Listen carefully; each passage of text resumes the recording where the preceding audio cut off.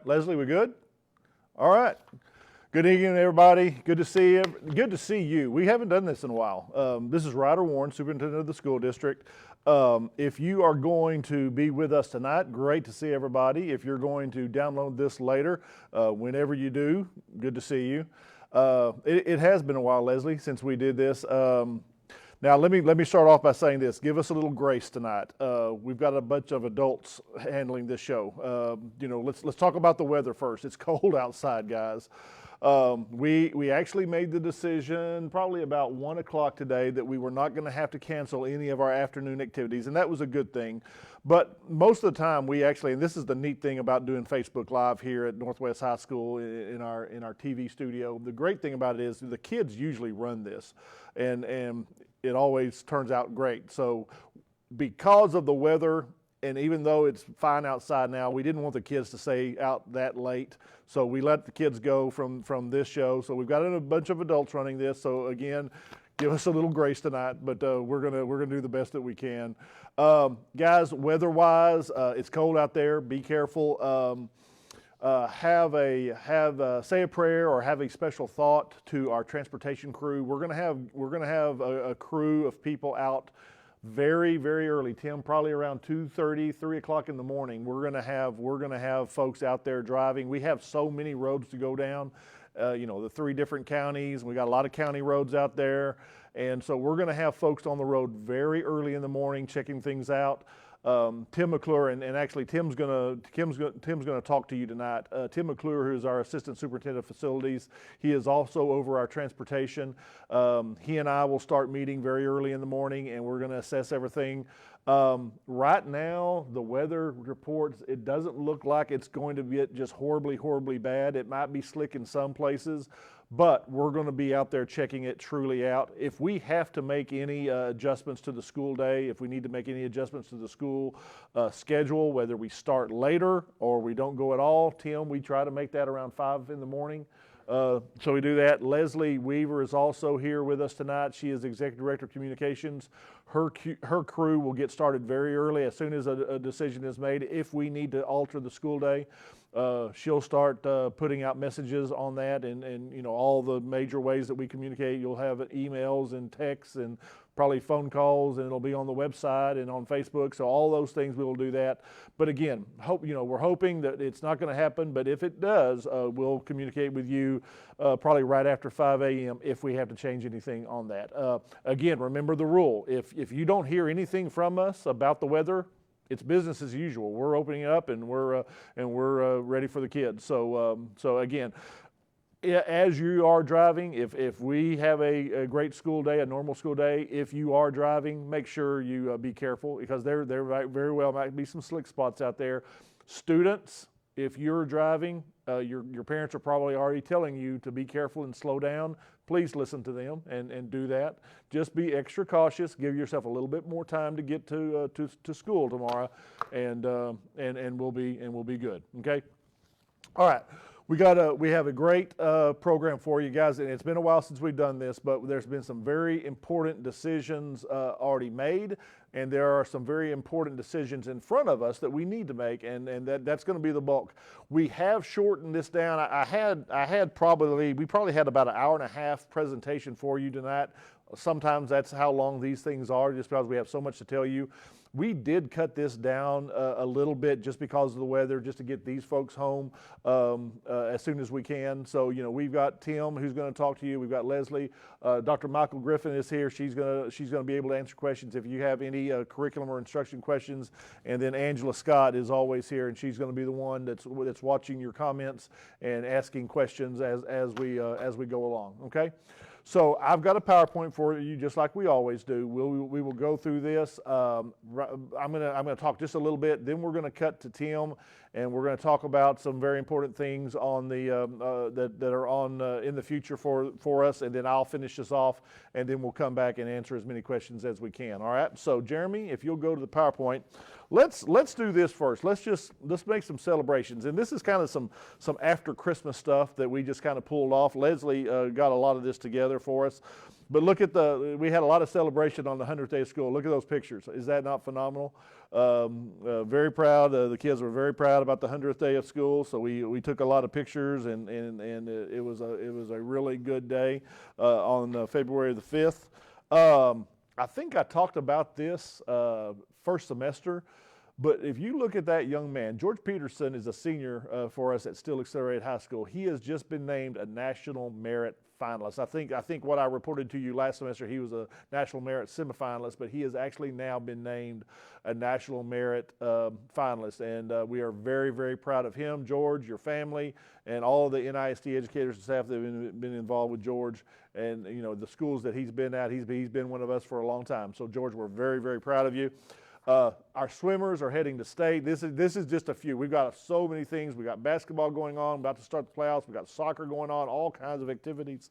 But here you can see we've had our swimmers are heading to state. Byron, Nelson, Northwest, and Eaton are all sending kids to state swimming, and so we cannot be more proud of that. So I just wanted to show y'all just a few things that we're celebrating right now.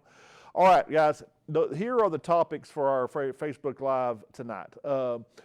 One of the things that we are doing, and guys, we have, and we're going to hit on some very important issues for the district right now that I wanted to give you a preview on. We're going to spend the most time on attendance boundary proposed changes.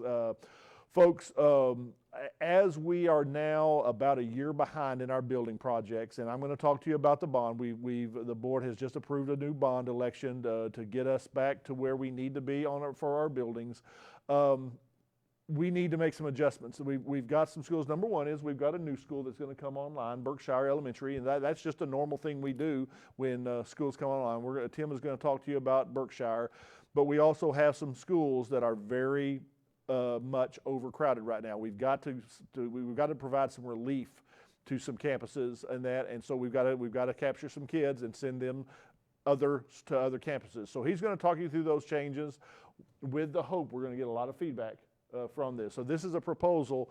This is a proposal for to show you tonight that we are going to continue to work through. We're going to talk to you about budget challenges. We're going to talk to you about the bond, and then I'll finish up with just some general announcements, and then we'll be done. All right. So Tim, we appreciate you coming in tonight, and we've got Tim kind of set up as a weatherman tonight, but he's going to kind of show you on the screen what these proposed changes look like.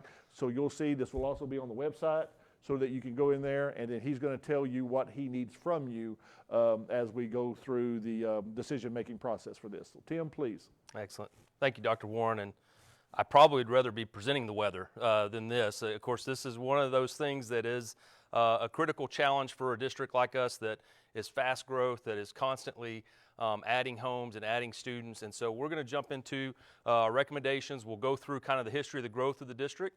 We'll go through the process. We'll go through every recommendation, and then what the follow-up steps will be to engage the community. And we've already started hearing from many of you, so thank you for that already.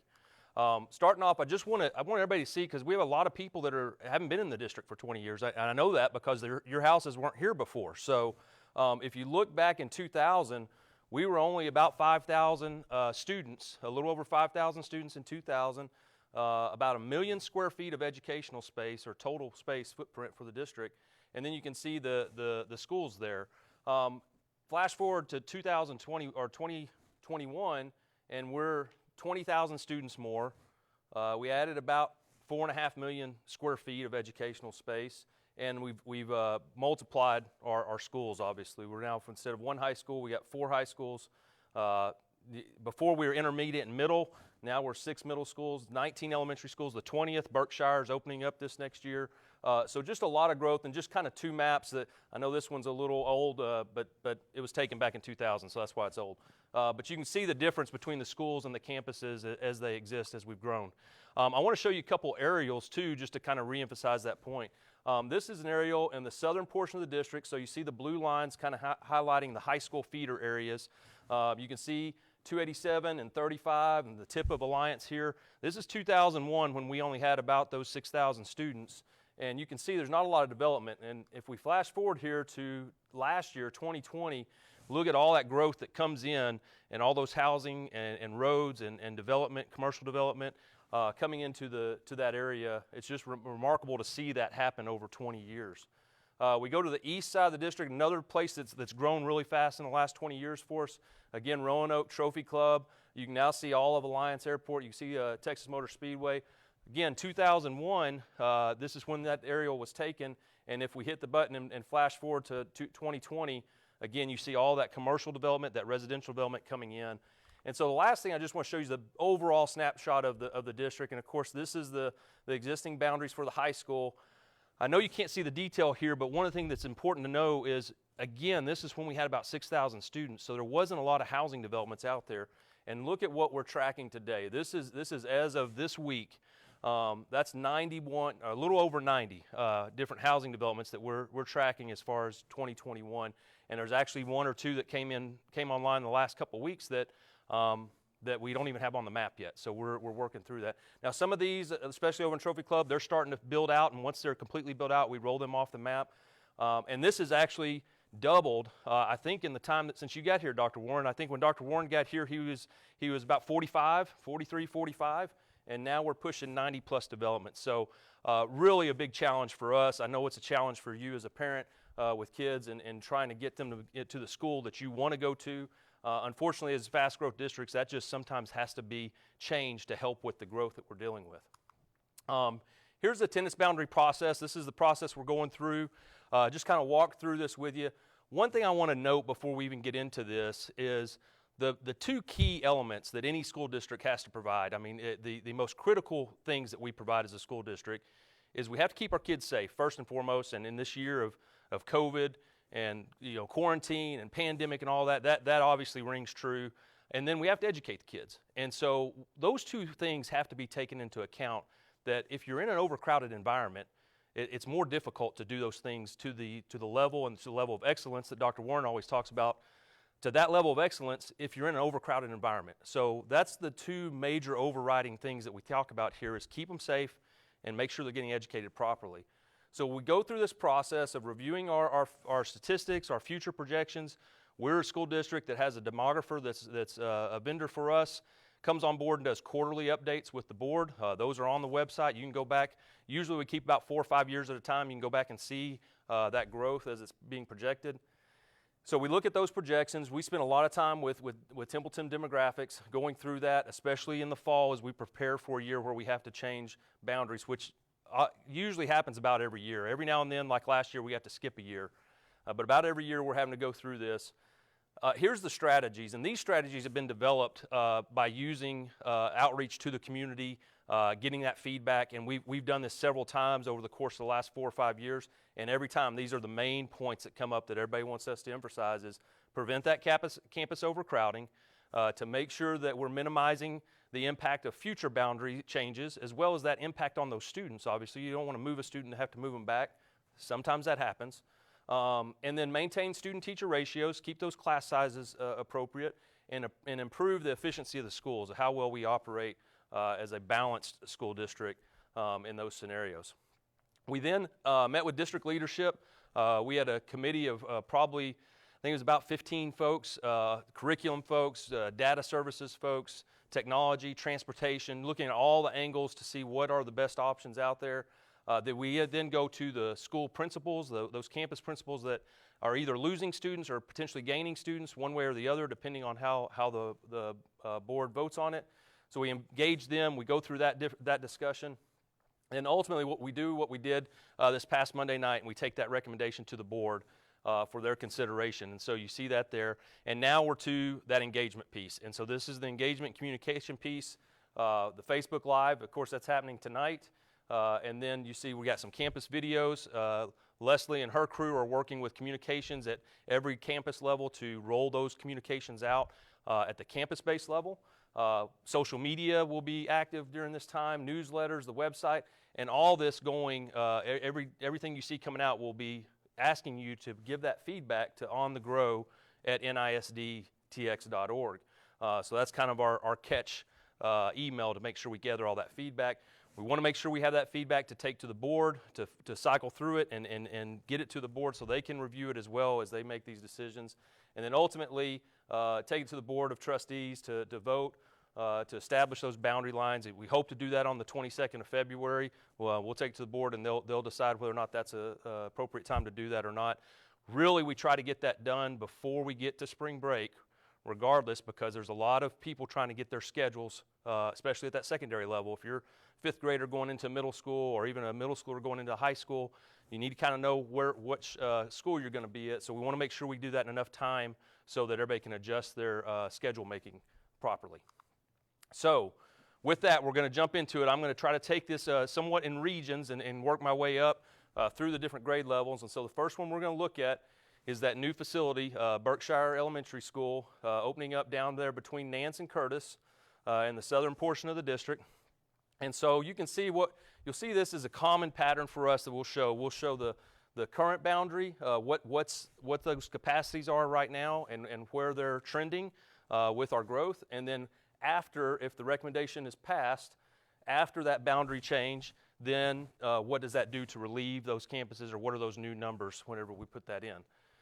So with the current boundary forecast on Curtis, you see it's an 850 campus, Nance is a 650 campus, and Schluter is an 850 campus. The biggest bulk of this move is dealing with Schluter, because Schluter is already got 3 portables out there. They've been growing nonstop. And they continue to have a growth. You can see their numbers just continuing to take off. Curtis, oddly enough, we've only had it open for a few years, and it's already trending in a very fast population as well. And then Nance is right at its capacity too. It's a smaller school. It's 650 students capacity, but you can see they'll be right under that capacity as of next year. So adding that Curtis boundary in there, you can see the numbers there, and this kind of mustard or cream-colored shape that you see up there. You can see it provides that relief for everybody. Now, Schluter's going to take back off because there's just a lot of growth up there around Schluter, which means that eventually we'll have to get a school built on the north side of Schluter at some point to help relieve to the north side for Schluter with all the housing development, Wellington, and other developments that are going in out there. So there's what that does for the Berkshire attendance feeder pattern. I want to just show what that looks like with an aerial, so maybe there's some cues you can take from that read a little bit better than a flat colored map. So you can see here's Berkshire Elementary. You've probably seen the cranes. If you live down in that area, see the cranes out there working. Right there behind the church, just around the corner from the QT. We got the different neighborhoods marked there, and so you can see how that boundary is being recommended to be considered by the board. Okay, we're going to move up to kind of the intersection of 114 and 35. We're going to look at the Cox feeder pattern, so we'll zoom in on there real quick. Cox is one of those schools that's also 850. They have a growth that gets them up to almost about 950 at their peak currently with the housing that we know that's happening in that area. So we need to get some relief off of Cox, and Roanoke, just that they share a border with, actually has relief and does not have as aggressive of a growth schedule right now. I keep saying right now because we never know what development's going to pop up tomorrow. And we could go from 90 to 100 developments in the next month or so. We just don't know. But right now, Roanoke does not have that aggressive of a pattern. So we looked at taking this area here and actually split. There's actually about 4 apartment complexes there. And those multifamily housing, taking 2, leaving 2 at Cox and rolling 2 into the Roanoke feeder pattern. And then you can see what it does for Cox is actually puts them at a great spot. They stay in the yellow. They never really get to the red. Get their highest point, get to about 860, but nothing that's overwhelming for them to be able to handle. With an 850 elementary school, you can usually get up to close to about 875, even pushing into close to 900 before you really start to feel that strain of all those students there. So we think that balances them out, and it certainly leaves room for Roanoke to continue to grow. Again, here's the aerial there, so you can kind of put that in terms of things you may know and drive by. You can see the 7-Elevens marked. Here's the Roanoke Elementary School up here, and then there's the Shell Station and the area that would transfer over. The next one we're going to look at, same area, we're just going to step up to the middle school level. One of the things we really try to do is make sure that we are trying to keep those true feeder patterns. And when we say true feeder patterns, we don't want to split a school. It happens sometimes, and we have some schools that are like that. We're going to talk about that later in the presentation. We really don't want to take an elementary student class feeder pattern for that school and split and send one to one middle school and one to the other. We really would like true feeder patterns. Keeps you with your friend group, keeps you with that school group that you know and have grown up with. And so this is why this change is here. It's really not a capacity issue. You can see both Tidwell and Medlin are just slowly growing to their 1,200 numbers. Of course, Tidwell is going to get there a little bit faster than Medlin. Not sure why that popped up, but well, there it goes away. And so this is really just about maintaining that true feeder pattern and taking that group. Once they get to middle school, they wouldn't split off and go back to Tidwell. They would stay at Medlin. And so again, there's the aerial. You can kind of see it obviously looks real similar to the Roanoke, just a little expanded there to include the Beck and Lakeview feeders that all feed into Medlin. So that's it for that area. We're going to jump over to the west side of the district, kind of northwest side of the district, and look at an area up here with Prairie View and Justin. Of course, that area and the Justin area is experiencing some growth right now. Justin and Northlake is another one of our hot spots. That's one of those areas that really in the last several years has really started catching a lot of growth and coming in very fast. So looking at Justin and Prairie View are both 650 campuses of ours, so we'll need to get those. We'll get those up eventually to 850 campuses. That's really where our model is 850 as we've grown over the last 2 decades. 850 is the right model for the district. So we have some older facilities that at some point we start adding on, and we'll add classroom wings and make those 850 capacities. But for now, they're 650, and you can see Justin's already pushing the border there. They'll be about 642 next year. And they continue to grow because of that growth coming on that north end of Justin as well as into pushing into that Northlake area. So here we've talked about taking this area on the far west edge of Justin's feeder pattern and rolling it down into the Prairie View feeder pattern and providing a little balance there. It only gives them, it gets everybody about 3 or 4 years, and then that's probably when we're going to be talking about what do we do with making some additions. That could be in a future bond program where we talk about how do we rectify that situation. Now, I will say we already have an elementary school that's going to need to be opening up in that northern area because of Justin and because of Lance Thompson Elementary School. Those are going to reach capacity in the next 3 years. And so we already have a plan to put another elementary school up there that will help provide some of that relief. So it's kind of this ebb and flow process that we go through. You kind of, school builds up, you open a school, you let it release and lower that capacity back down, and then it builds up again. And that's kind of that accordion style that we've been dealing with as a district for about 20 years. So there's the Prairie View piece. There's the aerial again. You can see the different communities that are listed there. See Prairie View down here right next to Chisholm. That's important. We're going to move into Chisholm now, and it's important to note that those two schools are located right next to each other. As we go over here and look at some things we're looking to do for Chisholm. We'll go here, look at that top piece again that we just pulled off of Justin to go to Prairie View. We want to do the same thing for Pike. Okay, Pike is obviously getting to a point where it's going to be at capacity. It's really right there starting next year. 1,100 students that's starting to go over. And Pike is really pulling all that growth from the Justin Northlake area. And so you see that trend getting up here at almost 2,000 students in the next 10 years. So a lot of rapid growth there.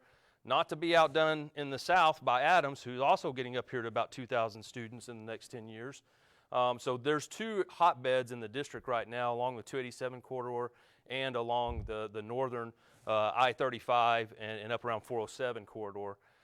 And then the other piece is 114, and we're about to see that become kind of a third hotbed for us. If you've driven down 114 lately, you can see there's a lot of development that's very early on that is major housing homes. I mean, we're talking housing developments of 3,000 plus homes. Some in the 1,000, 2,000, some at 3,000. And so there's a big growth that's going to happen along that 114 border. So we talked about this group that we moved from Justin down to Prairie View in a sense that we want to make sure that we're not to take the middle schoolers with them. So if you're a family that has both elementary and a middle school child, you're not going one side of the district, Justin, to pick up your elementary student and then going to Chisholm to pick up your middle school student. And so we are going to to Prairie View to get your student, and then running over here to Pike. So putting that feeder where they're side by side, we think is a good thing for families to be able to help them out as they're dealing with their kids in different school levels. So you can see what the numbers do there. The other piece to note, we're trying to grab some of this land and take it to Chisholm that I talked about on 114 before the homes get there. We did that with this piece on the south 2 years ago because we knew there was development coming. Now we've got a lot of development coming in on the north, and so we've making that recommendation to take it to Chisholm as well, just so it'll pick back up. I will say I think these numbers are conservative for Chisholm. I actually think that growth along 114, we are starting to see our numbers really expand. The fourth quarter demographic report will be out at the next board meeting, and I will tell you we've topped the most home builds in a single quarter than the district's ever done before, and not by a little, by a lot. So we're seeing a huge growth. Of course, the interest rates are helping that, and people are wanting to move to this area, and the home builders know it, and they're out there building homes as fast as they can. So I think you're going to see this number at Chisholm really start to spike a lot sooner when all that stuff along 114 gets put into place. So there's the moves for Chisholm. The last one that we have on here is this little fin, this little tail down here at the bottom that comes down towards the 287 area. That group right now is what I referred to earlier as that split feeder pattern. And so as we got together as a committee and administrators trying to do what's best for kids, so you got a group here that goes to Seven Hills, and then 90% or so of Seven Hills, when they move up to middle school, they go over to Chisholm, and this small 5 to 10% comes down to Adams. And so one of the things we said was maybe we should make that a true feeder pattern, and so that was one of the recommendations is to bring them in so that they're staying with their classmates as they go from Seven Hills to Chisholm versus splitting off in a small segment to come to Adams, and also provide that harmony and unity as they grow together. So there's the aerial, again showing the aerial there. A little bit bigger maps, hard to label everything as we kind of get out a little bit bigger. But you can see 114 coming along here, 287 that comes up. Rome is here. You can see the school sites. That red star is Seven Hills. The other red star there is Prairie View, and then the green is Chisholm. And this purple is actually a site we own potentially for a high school in the future is what it was bought for. So we'll watch that as that area continues to grow. The other piece that's associated with that is that true feeder pattern we just talked about in that little tail piece there, taking it with the change from Seven Hills to Chisholm to let them continue on to the Northwest High School. So it's a true feeder pattern for those students as they grow up with their classmates, elementary level, transition to middle school, and then transition to high school. And we'll get to this in a minute. I think this is more about trying to make it right for those kids coming up. And I think we've had some serious conversations with curriculum, and we don't want to disrupt those kids that are already at the high school level, or they're in that 8th grade year and they're about to go to the high school level. We don't want to peel them off. So that would be something that the curriculum folks would work with on ability to stay there and transfer and stay at their high school that they're already at. So that's just one of those things. We're just trying to make it right moving ahead. And so there's the piece on the high school there. It's not really about a numbers game, so I didn't show you numbers on that one. Okay, the last piece we're going to get to tonight is the Adams and the southern portion of the district, the Adams feeder. Let's look at that because that is really that's our hotbed. We got Adams Middle School already well over capacity, sitting there at about 1,400 students, a little over 1,400 students this year, and continuing to grow. I will tell you, we really hoped we didn't have to come to this discussion about this middle school. We were hoping that we would already have Middle School 7 under construction and ready to go by about 2022. So it would bulk up Adams a little bit. We've got the portables there, working through having those portables, but then we'd relieve it with the opening of that Middle School 7. Many of you know we weren't successful in the last bond election, and so that did not allow us to start that construction on time to provide that relief. So it's kind of put us in a corner on what we can handle. And really, if we are able to build that middle school in the next bond election, we could get it open by 2023. But we're in a scenario here where 1,700 students, managing 1,700 middle schoolers, is really not a safe scenario. It's not the best educational environment for those students. And so we try to look at how do we balance. Well, Wilson is actually low. They're close to 250, 270, 260 or so students low of their capacity. Really, a middle school can average up to almost 100. You almost go about 10% over because there's a lot of moving different classes. You're not all stuck in one class, so there's electives and those type of things. So, and when you see a 1,200 number, we can actually let that get to about 1,300. And we did at Adams, and then when we topped 1,300, headed towards 1,400, that's when we brought in the portables. So you see with this change, what we're looking at here is, we said, what would be the biggest number that affects the least amount of kids as a group. And so we looked at the Peterson. This is Peterson Elementary Feeder. We have about 322 students there today. And so you see if you transfer those students, we get to a balanced effect down here. Now that balance lasts for a few years, but again, if we're able to hit that 2023 mark with middle school 7, both those schools will be relieved. That middle school 7 is planned right here in the middle where our new Haslett school is. And so both those would be relieved. And so what this does is the volume of kids here, it allows a single pattern to move together. So that elementary group kids move together. If you were to try to get those numbers anywhere else in the Adams feeder, you're going to affect 2 or 3 elementary schools to pull those same amount of numbers. And so we really focused on how do we just affect one elementary school of feeder pattern and not 2 or 3 elementary schools of feeder pattern. So there's the balance of that. I'll show you the aerial here real quick so you can get familiar with it.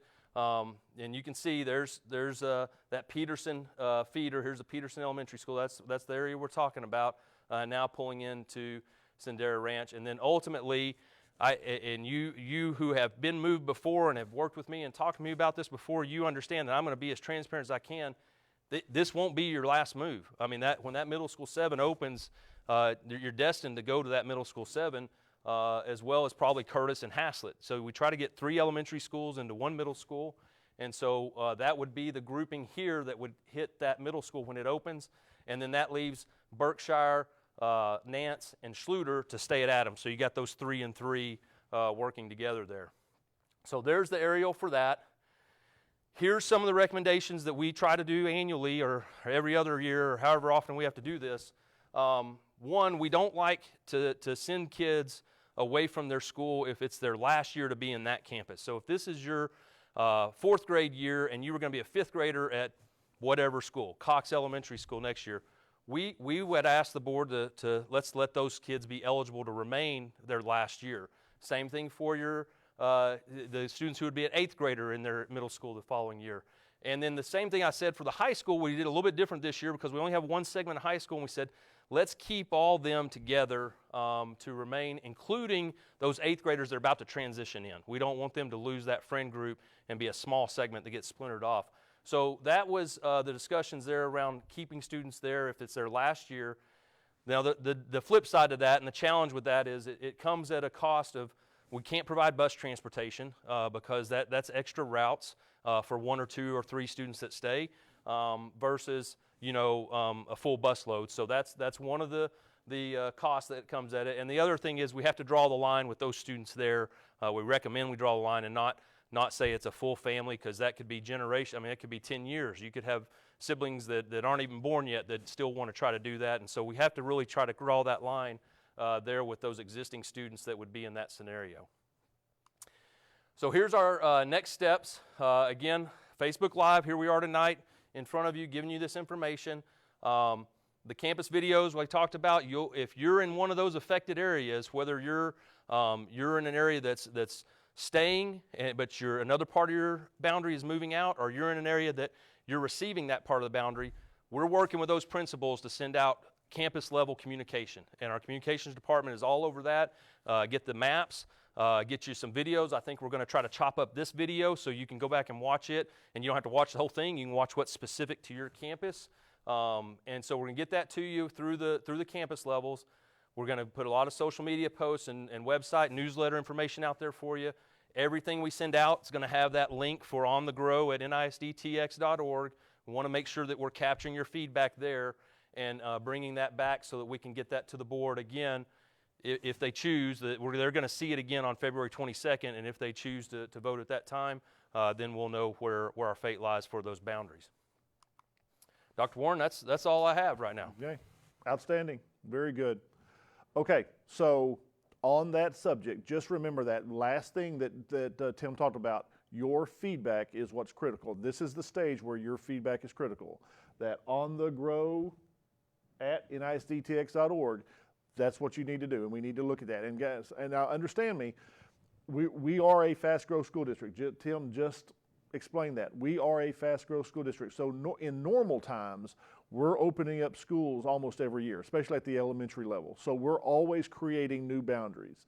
And we want to hear the impact of those for you. It is critical, and I can't say that in any stronger terms. We've got to take about 300 kids off of Adams. We do. We cannot support a platform that has 16 to 1,700 kids at a middle school. We can't. So we've got to get the 300 kids off of Adams. We've got to get that one more year away until we can hopefully get a new bond going with you and be able to build a middle school. We've got to get those kids off. So make sure you send those things, because we've got to look at every contingency out there to make sure that we can put every kid in an area, in a campus that we know that they can succeed. So please make sure you do that. All right. Couple of more things, guys, just to make sure that we are all on the same page with the challenges. You know, we've had so much come at us this last year and a half. With COVID, we're doing the boundary changes. We understand that's going to affect families. I've got two more things I want to talk to you about as we move forward. Just again, so we'll be on the same page. And folks, this will not be another 2 months before we have another Facebook Live. In fact, Leslie Weaver, our outstanding communications guru, she's working on a schedule. We probably won't have another one next week, but then we'll probably have at least 2 before spring break, and we'll have several after spring break, so that we can really spend some time on these issues. Because parents and caregivers, it's very important you understand where these decisions are coming from, why we're making these decisions, and what it's going to look like for the future. All right.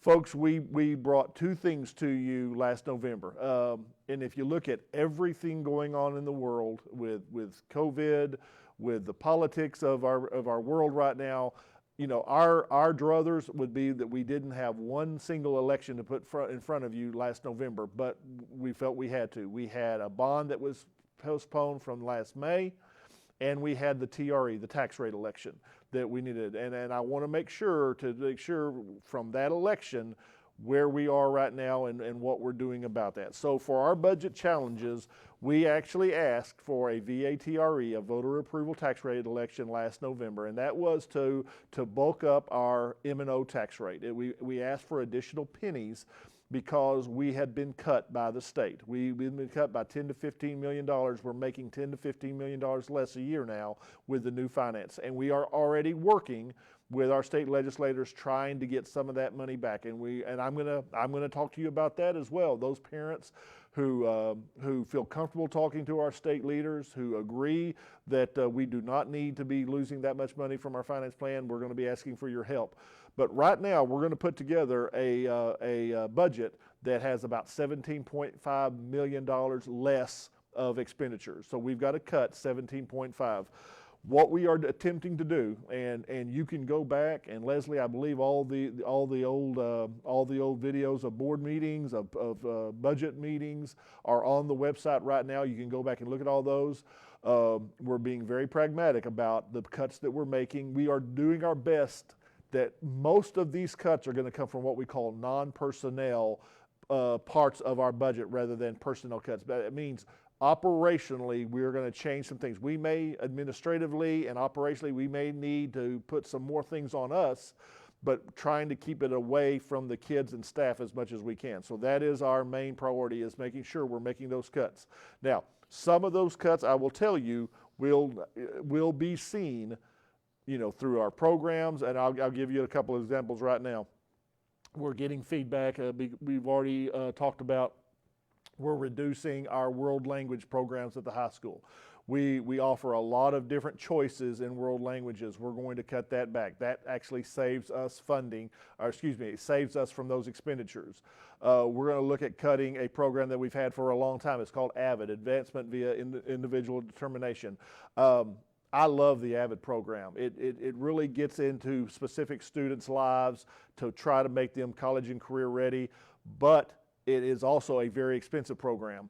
We're actually going to embed, and we have embedded, all the strategies that AVID uses, but we're not going to pay for the actual program. So we're going to try to do a lot of the things that AVID accomplishes, but without actually paying for the program and being able to do things differently for the kids who we feel or want those kind of things. But again, it's a very expensive program. So that's just a couple of examples of the decisions we're making. And also, parents and caregivers and students also understand, once we get back to a balanced budget, after we make those cuts and or we work through ways to gain more funding so we can start growing those programs again, we're going to make the decision. Some of the stuff that we're doing, actually, we probably needed to do to be more efficient. So those are going to be permanent changes in how we do things. But some of these, and AVID and maybe the foreign languages is an example, it might be something that's just very temporary right now. If we temporarily go away from AVID and then pick it back up when we have the funding to do so, that might be a very temporary change. So we're going to make those decisions using your input. Again, as Tim just talked about with the boundaries, your input from the students and from our parents is very important to us. We just have to make sure by the end of June, guys, that we have a balanced budget to the board so that we can start growing again as we get more students in there. So that slide shows you the challenge. We know we're going to have at least 1,100 more kids, but we know we're going to have $10 to $15 million less than what we usually plan for. So that is our thing. So you're going to be seeing ongoing budget meetings with budget workshops, district and campus leadership meetings. We will have that. We will have a balanced budget in front of the board for approval in June. And then as we go through this spring making those decisions, I'll make sure to get those to you, whether they be through this Facebook Live or just my Friday notes that Angela and I do at the time. So you'll have all that information. All right, last thing I'll talk to you about before I just do some general information. This last Monday night, and number one is, let me thank the Long Range Planning Committee members. They have been working longer than any committee we've ever had on a bond election. Our Long Range Planning Committee members had done a phenomenal job. They have submitted a new recommendation for a bond for this coming May, and the board has officially approved it this last Monday. So just looking at it, and guys, those of you who've been in the district, that's our challenge. You know, we are seeing that kind of growth. So you can see from where we were in 2010 all the way we'll be there for the end of this decade, and we are constantly moving up with our student growth, and we've got to be sure we can handle that, and we have a space available for that. So our NISD bond 2021, the board has approved calling a bond for this coming May 1st is the actual, Angela, May 1st is the actual election day, for $745.7 million. The committee and the board went back into this proposal, and actually this is about, Tim, this is about $240 million less than what we had last May and last November. We pulled about a full year of building off of this. You know, our original plan was to try to get at least 4 years to maybe even 5 years out of this bond. We've actually deleted about a year of building from this to get that number a little bit lower. We understand that number is a large number, but it does take care of what we see are the growth needs for about the next 3 to 4 years. And we're going to be explaining that all to you very, and that's why we're going to have more Facebook Lives, and we'll have campus meetings, and we'll do all that. So make sure, if you're new to the district, you already start this process. Make sure you're registered by April the 1st. Early voting starts on the 19th, and then election day is on the 1st. And again, Leslie and Tim and their crews will work to put all this stuff on our website. We will have this up and going. The NISD TX bond will up and going, and we will start talking about individual parts of the bond the very next, probably in about 2 weeks. In the very next Facebook Live, the bond will be the crux of the discussion, so you can start looking at that and you can do your own your self-education of what's going to be on the ballot. Okay, so just a couple of announcements before we go to questions. Folks, we are approaching our last 9 weeks. Isn't that crazy to say that we're approaching our last 9 weeks. Next month, after we get back from spring break, will be the fourth quarter. So beginning on the 12th, so today's the 10th. So in 2 days, we're gonna open up the forms to if anyone out there would like to change learning platforms. If you are in remote learning, if you've been in remote learning and you want to come back to in-person classes, we're going to give you the choice to do so. Or if you want to go the other way, if you're in person right now and want to go to remote. So we're going to open those up. We're going to have those out for about 9 or 10 days, and that will give us the time. If we have folks who want to change, that'll give us the time to build schedules and make sure that we have all the staffing in place to be able to do that. If you're not going to change at all, no need to fill out the form. You're good to go for the remainder of the school year. All right. Very excited to start talking about our Expo 2021. Our Expo program is such a phenomenal thing. Our kids do such a good job. Of course, for safety's sake, we're going to do this online this year. We're going to do it remotely this year. So please visit that website to submit a video. We're going to just celebrate our kids, their academic growth, the innovative teachers they have around them, and the learning experiences. So I think you're going to be really, really pleased, and the videos will be featured March 8th through the 12th on that Expo website, with absolutely the hope that next March we will have a live and in color, in-person expo for next year. So that's our presentation tonight. Appreciate Tim coming in and talking about the changes for the attendance zones. A little bit of information on the budget, a little bit of information about the bond. A lot more information is going to come to you in the next several weeks, so just keep tuning in and we'll be able to do that. So Angela, what are some questions that we can answer tonight? Well, Dr. Warren, excuse me, of course, as we know, change is always hard. So we've had a lot of comments tonight, and I regret we aren't going to be able to answer everyone's direct situation, their direct questions, but I'm going to do my best to try to summarize some of them. And let's remember, if they answer a question, we will get the answer. Leslie and her crew will go through every question, and we will get the answers to them. If we don't answer them here on screen or anything like that, we'll get to your questions. Certainly. Yep. And we appreciate everybody's feedback, because we do look and we do listen. If some of the questions involve the process themselves, I think, on how we set our attendance boundary. We've seen a lot of questions about the safety, particularly around on Bonds Ranch Road, references to the Dorado Ranch neighborhood and crossing that area. And I think one of the questions was safety and traffic. Is that considered when you're making attendance boundary? Yes, absolutely. It's a good question, Angela. And if you remember earlier when we spoke, I talked about all the engagement that we have from our district leadership on that, and transportation plays a huge role in that piece. We know we got busing scenarios. We're a district that deals with transportation issues every day. We've got trains, we've got a lot of miles to cover, at 234 square miles as a district, but absolutely transportation is key in that piece of going in and doing routes for their buses and doing those times for us and seeing how much difference or variation there is. Of course, we know when you're crossing a major road like Bonds Ranch, that can be a challenge. But we have capable bus drivers, and we have those routes out there to help, and absolutely that's a key piece in making sure we evaluate each one of these moves. And that was a question that popped up too. Bus transportation, assume that it will be provided for those students. Absolutely. Anytime you're crossing a major thoroughfare, a railroad track, a highway, I mean, those are hazards that automatically qualify you, no matter the distance. You know, most school districts, and ours included, has a 2-mile radius. If you live within 2 miles, then usually transportation is not provided to you. However, we have lots of scenarios where you may live in 2 miles, but you got to cross a creek, a railroad track, and a highway. And so if that's the case, then absolutely those hazards count towards us providing transportation to those areas. Okay. Well, I mean, as a school district, guys, we probably add 8 to 10 new routes a year. That's kind of what's been normal for us, correct, Tim? Yes. So you know, as our student populations grow, as the neighborhoods spread out, we're always adding more routes. We just have to provide that service. So we will be looking at all those things as we and that's just about normal growth. You know, take the attendance boundaries off the table, anything like that. Just normal growth. We always add routes to try to serve our families the best we can. Back to attendance boundaries, especially for the Dahama Ridge neighborhood, and I think I saw some references to Sendera. When we're looking at setting attendance boundaries, students, the concerns were we're going to have to drive past our school to get to this other school. Yep. Do you want to talk about that a little bit? Yeah, absolutely.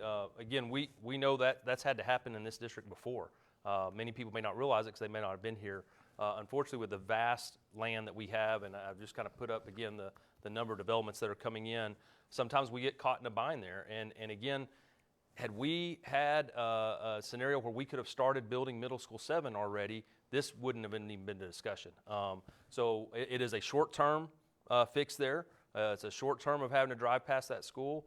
I will say one of the things that helped us in that evaluation is if you're coming from that area, the Peterson area, and you get on 287, there is now a direct exit through the North Star development that you don't go down Avondale Haslett. You can exit straight off the highway at 287, go down a road that has just a few homes starting to be built on it right now and end up right at the front door of Wilson.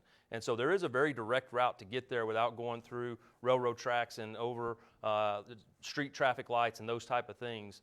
But there is scenarios where that does happen in the district, and we've had it happen before where you kind of live closer to a school that you're going to. It may be further away.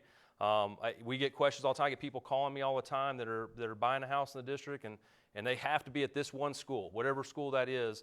And they say, well, how do I guarantee? And I tell everybody all the same thing, and it's not trying to make a joke out of this, but as a fast growth school district, if you don't open your front door and see that school, there's no guarantees. It just, you look at the growth that we're dealing with, and it's just constant adding of homes. And so we have to continue to break that up. It's fascinating how much we are down here in a condensed area with a lot of school yields.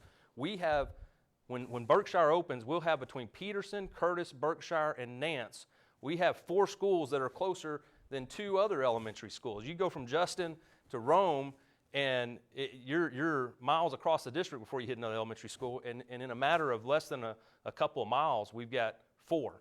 And if you look at some of those areas, just jump over to Keller. If you go over to Keller and look at their elementary schools, that's what it looks like. When that density comes in, those areas shrink and get a little bit smaller.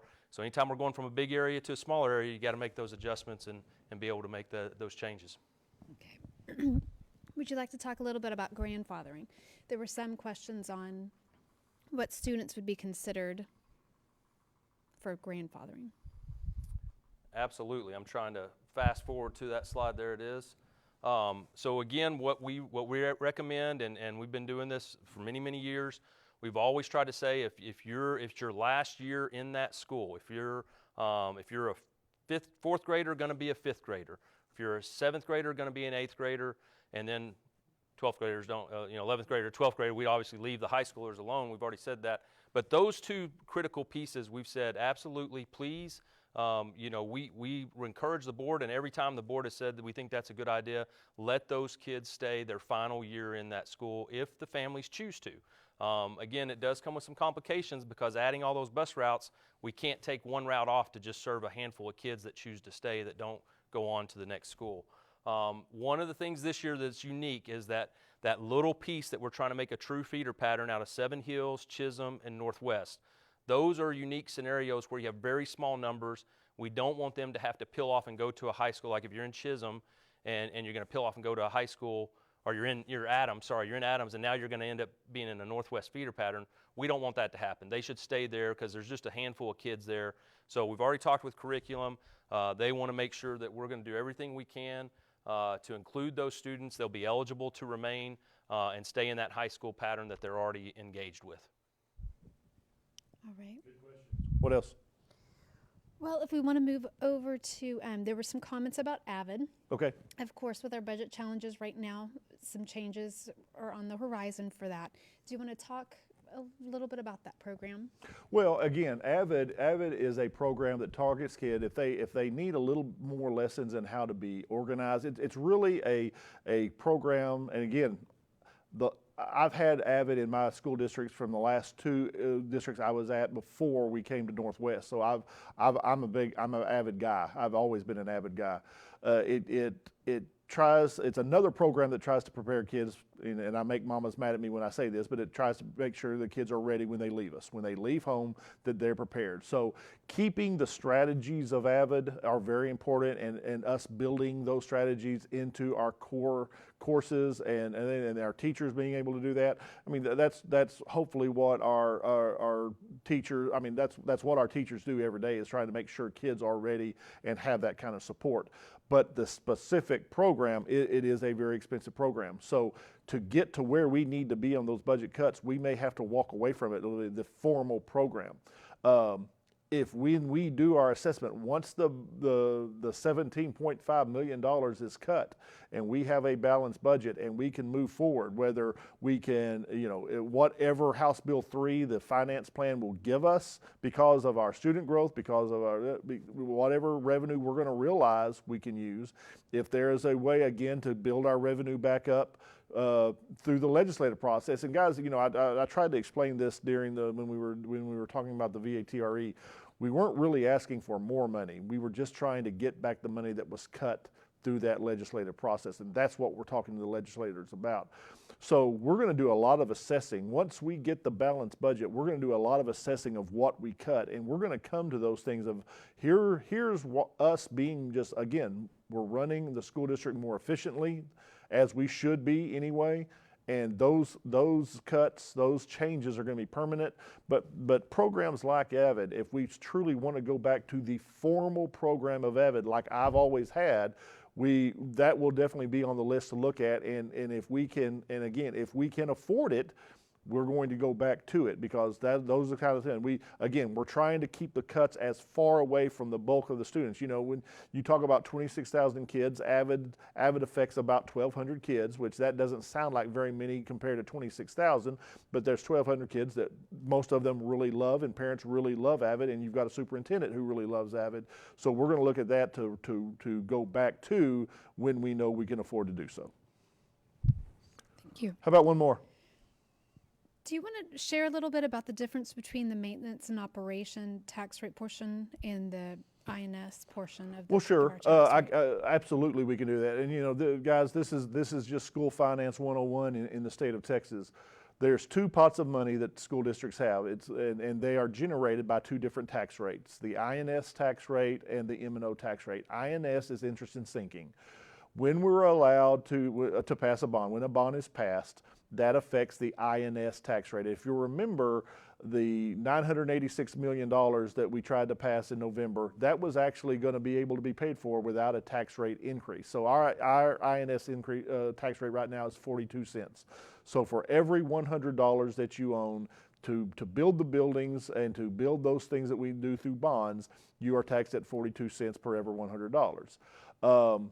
I'm very happy to report that the $745 million that we're going to propose this next coming May can still be done without a tax rate increase. Again, the values are at such a solid part of our school district. The commercial business coming in, as Tim talked about, commercial business, homes being built. We're actually going to be, if the 745 is approved in May, that will not affect the M&O tax rate, but it will gain us the money to build the buildings that we need to do to keep up with the growth. So that'll be a whole talk for you here in just a couple of weeks. And then the M&O is called maintenance and operation. That's the big tax rate. That is if you go to any Texas school district in the state, that's the M&O school tax rate is usually the largest in the community. City taxes, county taxes, if you have a community college or a water district or anything like that, usually the school's M&O tax rate is the biggest. It's because we're usually one of the bigger businesses in our communities. That is what we pay for everything else. I mean, you take buildings out of it, everything day to day is paid for by the M&O. Mostly it pays for people. We are a very personnel-driven industry, meaning we have to have a lot of folks. We have to have the most important folks that are in front of our kids are our classroom teachers. We have our principals behind them, our support staff behind them, our maintenance crews. All those things are paid for by the M&O tax rates. Water bills, the computers that we have, all those kind of things, M&O tax rate. So that is what has been cut. The money that we generated from the M&O, from a combination of M&O tax rate and the state dollars that we get from state funding, that is what has been cut. And right now, that's why we're having to cut $17.5 million. And that's why we're working so hard now with our legislators to try to get that money back, because we have built, in my opinion, I hope parents and supporters and kids and staff will agree with me, we've built some really phenomenal programs with the funding that we've had in the past, and we have to continue to do so. So we're going to make the decisions we need to make to get a balanced budget, because just like at home, we've got to balance our budget at home. We've got to balance the budget here at school. And then we're going to work on ways to hopefully get some of that funding back, starting with the legislative process, asking our we have 5 state representatives, 3 state senators. We're going to ask them to work for us. And again, we're going to be talking about this in a couple of weeks to be advocates for the district in this, to be able to get some funding back. So, Angela, good? Yes, sir. Okay. Folks, thank you for staying on again. Thank you for tuning in. Again, if you're here right now, if you're going to download this, we will have a lot of information in front of you. Let me make sure to say thank you. Guys, Tim and I are actually on meetings every week now with our counties, especially Denton County and Tarrant County, with the health departments, with all the other school districts, the cities, all the things that are affected by our counties. And it's basically a COVID call. It's about the issues all around COVID. Guys, right now, both Denton County and Tarrant County are seeing drops in positive COVID cases, and they have been for the last couple of weeks, and that is the best news. If you look at our dashboard, you're seeing, we got pretty high there right after Christmas. We were in the kind of the 240, 250 range of positive cases. We're down now, I believe today's number was like 161. Students, you're doing an outstanding job. Our staff is doing an outstanding job. Families, you're doing an outstanding job. Just keep it up. Because these numbers are dropping, that means we just have to make sure we redouble our efforts to do everything we can to keep each other done to get out of this. Guys, let's not mention COVID one time next year. Can we make that a goal for ourselves? Let's not mention COVID one time next school year. That's got to be the goal. And so you're doing it, just keep doing it. Keep protecting yourself, keep protecting each other, and we are going to make it through this. And guys, we're going to make it through all this. I mean, it sounds like this is a big uphill battle for all these issues. Parents, I'm sorry those are the parents and students that are affected by the boundaries. I'm sorry we're having to go through this. We just have to make sure that we are equitable across those campuses to make sure no student has to be in an overcrowded campus. We've got to do that. I'm sorry we're going to have to make cuts in the budget, but that's the life that we're in right now, and we're going to do that. And again, we're going to try to do it in a way that affects as least amount of our students and our staff as possible, and we're going to make those decisions. So we've got a lot of issues, and we're going to try to make them better. We're going to talk about the bond. We're going to educate you on the bond so that you can make the best choice during election time as you can, whether it's a yes vote or a no vote. It's going to be your best decision to be able to do that. So we're going to put out that information. So. We're blessed to have you. We're blessed to have your children. Please know that. And all the input that we need, make sure you give that to us. Whether we are able to accommodate you or not, we don't know yet. But we need that information to drive us forward for the very important conditions. So you may hear from me again tomorrow morning. You may not. We're going to be watching the weather. We're going to be making decisions if need be. So just stay tuned on that. And just most than anything, everybody please be safe. All right. Thank y'all.